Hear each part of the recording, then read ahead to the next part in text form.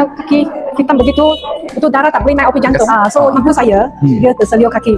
So dia nak ambil itu langsir turun cuci kan. So bila turun dari kursi, mungkin itu kursi dia pun terselia kaki lah. So kaki dia menjadi hitam. Tengok kaki menjadi hitam. Memang kaki So bila kakak saya hantar ini gambar kasih saya, saya beritahu dia kena pakai itu Aura socks 24 jam. Tetapi bila dia pakai, dia kata pakai Aura punya socks ada sakit. Pakai itu biasa punya tak ada sakit. Sebab itu tindak balas. Dia tidak tahu ini healing crisis kan. Itu tindak balas. So dia akan rasa sakit lagi sakit.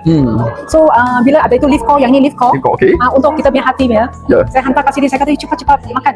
Tapi ibu saya beritahu saya dia kena tunggu habis doktor punya ubat baru dia makan. Saya kata sekarang dia punya kaki hitam begitu, itu darah tak boleh naik opi jantung. Maka kalau you kena jantung sakit ke kena itu stroke macam mana masa tu? Maka dia hari kedua dia sudah mula makan.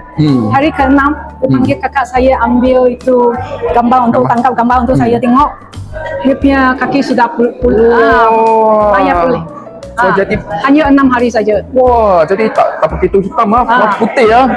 Lagi dia tengok dia punya itu kulit tak berapa cantik. Sebab masalah tidur sakit-sakit pun tak boleh tidur dengan bagus kan. Tetapi 6 hari tengok muka dia cantik. Lagi dia orang pun tegak sikit tau. Nampak tegak sikit. Macam ni. So kita punya lift call untuk hati. Tahu tak kita punya hati ada 500 fungsi. Sangat-sangat penting kalau kita kena jaga kita punya hati. Tapi kalau awak makan ini lift call, maka you biar detoksifikasi bagus. Bila detoksifikasi bagus, you punya saluran darah bagus, kulit pun bagus, hidung pun nampak, wajah pun nampak cantik. Yes, best.